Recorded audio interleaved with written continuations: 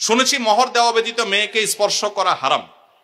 তাহলে যদি মেয়ের বাবা বা মেয়ের পরিবারের লোক এই পরিমাণ মোহর ধার্য করে যে ছেলের পক্ষে দেওয়া সম্ভব নয়, তাহলে এই অবস্থা ছেলের করণীয় কি? হ্যাঁ, বুঝছি আমি, প্রশ্ন কমন পড়ে গেছে, এই তো। আচ্ছা শুনেন, যারা ঠিক ঠিক করছে এই সব হয় আবিয়াত্তা পুরুষ, আর না হলে বিয়ে করে বেচারা ফাইসা গেছে। শুনেন, ভালো করে শুনেন। প্রথম কথা হলো যে মোহর ধার্য করলে সেটা দিতে হবে বাধ্য। আল্লাহ বলেছেন ওয়াতুন নিসা সাদুকাতিহিন্না নিহলা, তোমরা তোমাদের স্ত্রীদের মোহর পরিশোধ করে দাও, এটা তাদের প্রাপ্য অধিকার, এটা দিয়ে দিতে হবে, এটা ক্লিয়ার। তবে সে দেওয়াটা আপনি নগদও দিতে পারেন, পরেও দিতে পারেন। মোহর দেওয়া ছাড়া স্ত্রীকে স্পর্শ করা হারাম, এ কথা ভুল। প্রশ্নে যিনি লিখেছেন এটা সঠিক কোনো কথা না। তবে মেয়েরা একটা মাসালা জানে না, যদি মেয়েরা মাসালা জানতো বাসর ঘরে ঝুলে ফেলতো আপনাদেরকে। মাসালাটা হলো, যদি কোনো মেয়ে দাবি করে যে মোহর যা ধার্য হয়েছে, আপনি আমার স্বামী, সবই ঠিক আছে, আগে মোহর ফেলেন তারপরে সামনে আগান, এটা যদি কোনো মেয়ে বলতে চায়, ইসলাম তাকে সম্পূর্ণ সেই অধিকার দিয়েছে। কিন্তু আমাদের সমাজে মেয়েরা মাসআলা আমার কাছে শোনার পরও বলবে না। এটা কেন বলবে না? কারণ আমাদের সমাজে পুরুষগুলো এমন রাক্ষসের মতো এবং এমন জালিম, এমন অত্যাচারী, বেশিরভাগ, সবার কথা বলছি না, যে এই কথা যদি মেয়ে বলে বাসর রাতে, ঠিক আছে স্বামী সবই ঠিক আছে, আপনার সাথে আমার বিয়ে হয়েছে, সব ঠিক আছে, মোহর ধার্য হয়েছে, এটা আমার প্রাপ্য, আল্লাহ কোরআনে বলছেন, অতএব এটা দিয়ে দেন। ছেলে বাসর তুইয়া পালায় দৌড় দিবি, বলবে এই মেয়ে বাসর রাতে এখনই অবস্থা করতেছে, আল্লাহ জানে আমারে কোথায় ঝুলায়। ঠিক না ঠিক? অথচ এটা ঠিক না। সব কথাই তো ঠিক ঠিক বলেন। এই ওয়াজ মাহফিলের একটা সমস্যা হলো, ঠিক হলেও ঠিক, ঠিক না ঠিক? এটাও ঠিক। আচ্ছা যাক, শুনেন, নবী করিম সাল্লাল্লাহু আলাইহি সাল্লামের মেয়ে, ভালো করে শুনে রাখেন, নবী করিম সাল্লাল্লাহু আলাইহি সাল্লামের কন্যা ফাতেমা রাদিয়াল্লাহু তাআলা আনহা, তার বিয়ে হয়েছে কার সাথে? আল্লাহু আকবার। আলী রাদিয়াল্লাহু তাআলার মতো ইসলামের খলিফার সাথে তার বিয়ে। ফাতেমা রাদিয়াল্লাহু তাআলা আনহা তার বাবা নবী করিম সাল্লাল্লাহু আলাইহি সাল্লামকে বলেছেন, বিয়ে হয়েছে আব্বা, ঠিকই আছে, বাট আমার দাবি হলো মোহর যেটা ধার্য হয়েছে সেটা যেন আমাকে আগে পরিশোধ করে দেওয়া হয়।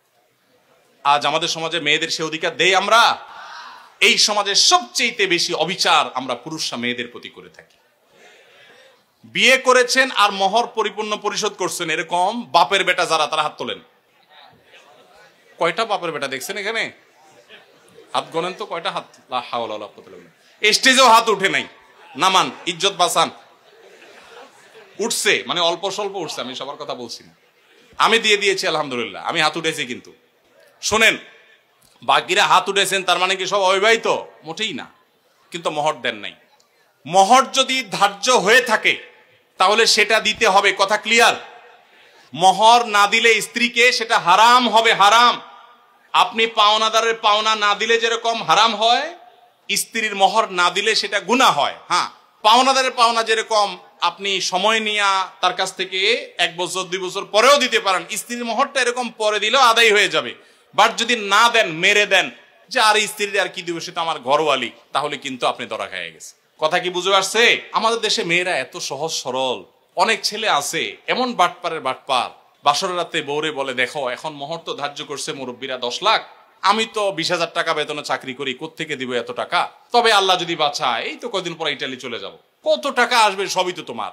এইসব ফুসলানো কথা শুনে বেশিরভাগ সহজ সরল মেয়েরা বলে ফেলে, আরে কি বলেন, মোহর তো আমার লাগবে না, এসব কিছু আমার কিছু লাগবে না, এই মাফ করে দিল আর কি, ধরাটা খাইলো। এই জন্য সহজ সরল মেয়েদেরকে ধোকা দিবেন না। এখন কথা হলো, বাপ মা বেশি ধরে ফেলছে, কি করবেন? আমি এটা এর আগেও বিভিন্ন জায়গায় বলেছি, বুদ্ধি খুব সোজা, শিখাই দিব। যদি মোহর বাপ মা 10 লাখ 20 লাখ ধরে থাকে, এখন আপনিও রাজি হয়েছেন, আপনি রাজি হয়েছেন কেন? আমার বিয়েতে মোহর নিয়ে যখন আলাপ হয়, আলহামদুলিল্লাহ আমি নিজে কথা বলেছি, আমি বললাম দেখেন এর বেশি আমি পারবো না, আপনি অযৌক্তিক একটা ফিগার ধার্য করবেন, এটা আমি পারবো না, আমি যেটা পারবো সেটা দিব। এখন আমাদের সমাজে মোহরটা হয়ে গেছে ফ্যাশন। 10 লাখ 20 লাখ 50 লাখ, ওই ছেলের পেটের উপরে পাড়া দিলে 500 টাকার নোট 2-4টা বাইর হবে না, কিন্তু মোহর হলে 50 লাখ। আর মেয়ের বাপরা, অনেক মেয়ের বাপরা বিয়ের মহরানা বিশাল বড় একটা ধরার ভিতরে বিরাট বড় বাকাওয়াতি মনে করে। অনেক মেয়ের বাপরা এরকম করে। হাদিস শুনেন মেয়ের বাবারা, নবী সাল্লাল্লাহু আলাইহি ওয়াসাল্লাম বলেছেন ইন্না আযমান নিকাহি বারাকাতান আইসারুহা মাউনা, সবচেয়ে সেই বিয়েটা বরকতময় হয় যেই বিয়েতে মোহর সবচেয়ে কম হয়। ভালো করে শুনেন মেয়ের বাবারা, যেই বিয়েতে মোহরের পরিমাণ কম ধরা হয় সেই বিয়ে বেশি বরকতময় হয়। আমি এর আগেও বিভিন্ন মাহফিলে চাক্ষুষ হাজির করেছি। যারা মুরব্বী আছেন এখানে খবর নিয়ে দেখেন 10 টাকা 15 টাকা 20 টাকা মোহর ধার্য করা হয়েছে। আপনি বলবেন সে আমলের 15 টাকা, বুঝলাম সে আমলের 15 টাকা এখনকার 15,000 টাকা বা 1.5 লাখ টাকা, এর বেশি তো না। তখনকার 15,000 এখন 15 কোটি সমান তো আর না। কিন্তু তখনকার ওই 15 টাকার বিয়ে যতটুকু টিকছে এখন 50 লাখ টাকার বিয়ে অতটুকু টিকে না। অনেক বাপমা মনে করে এটা বোধহয় বিয়ে টিকানোর একটা উসিলা, এই জন্য যত বেশি ধরবো বিয়ে তত টাইট হবে। না, এগুলো সঠিক কথা না। এটা প্রথম কথা। দ্বিতীয় কথা হলো 15 লাখ 20 লাখ 10 লাখ 50 লাখ বাকাওয়াতি করে জাহির করলেন, আপনার মেয়ে 1 টাকাও পাইল না। মানে কি? যতটুকু ধার্য করা হবে ততটুকু দিতে হবে। এই জন্য ছেলেরা যদি কোনো কারণে মুরব্বীদের কথা ফুসলানিতে পড়ে আপনি রাজি হয়ে থাকেন, রাজি হয়ে গেছেন 20 লাখে সই করে দিয়েছেন, রাজি হয়ে গেছেন, এখন আপনার বাঁচার উপায় আছে একটা, হয় পুরা টাকা আদায় করে দিবেন, আর না হয় বইয়ের কাছে একটা দরখাস্ত লিখবেন। কি লিখবেন? দরখাস্তে লিখবেন, বরাবর প্রিয়তমা স্ত্রী, বিষয় মোহর মওকুফের আবেদন, যথাবিহিত সম্মান প্রদর্শন পূর্বক নিবেদন এই যে আমি অমুক অমুক আপনার নাখান্দা স্বামী, বিবাহের সময় মুরব্বীদের পীড়াপিড়িতে রাজি হয়ে এত টাকা ধার্য হয়েছে, আমি রাজি হয়ে গিয়েছিলাম, তখন বুঝি নাই যে এটা দিতে হবে। এখন যেহেতু জানলাম এটা দিতে হবে আর এত টাকা দেওয়ার ক্ষমতা আমার নাই, আমি গরিব মানুষ, অতএব অনুগ্রহ করে আপনি সেখান থেকে কিছু কমায়া দিয়া বাধিত করিবেন। স্ত্রী যদি সেই অ্যাপ্লিকেশন গ্রহণ করে বলে ঠিক আছে তুমি গরিব মানুষ, যাও 50% মাফ করে দিছি বা 40% বা 90% মাফ করে দিছি, ঠিক আছে এত দাও বাকিটা মাফ, তাইলে আপনি মাফ পাবেন। আর যদি স্ত্রী মাফ না করে তাহলে বলবেন ঠিক আছে আমি আপনার থালা বাসন কোসন ইত্যাদি ধুয়ে দিব, এটার বাবদ আপনি কিছু মাফ করে দেন। মানে খোলাসা কথা হলো যেভাবেই হোক স্ত্রীর কাছ থেকে আপনাকে মাফ আদায় করতে হবে। চেষ্টা করবো তো আমরা সবাই। মোহর আদায় করা ছাড়া কোনো মানুষ যেন মারা না যায়। সবাই দিবেন তো ইনশাল্লাহ মোহর? মোহর আদায় করে দিবেন। বেশি হয়ে থাকলে স্ত্রীকে বুঝান। আমি যদি একটু রসিকতা করে বলেছি, আপনি বুঝান স্ত্রীকে, দেখো বেশি হয়ে গেছে, তুমি তো দেখতেছো আমার অবস্থা, এখন তুমি একটু স্যাক্রিফাইস করো, আন্ডারস্ট্যান্ডিং করেন। সে যদি কমায় দেয় তাহলে সেটা জায়েজ আছে, কোনো অসুবিধা নাই। এজন্য কাঠি কিন্তু বইয়ের হাতে। যাদের মোহর বেশি ধরা হয়ে গেছে বইয়ের সাথে বেশি তাফালিং করবেন না, নরম নরম সুরে মাফ করায় নিবেন অন্তত। আমি এবং আমার ভাই মাঝে মধ্যে শুধু ফুচকা, ছোলা বুট বা চটপটি খেয়ে থাকি।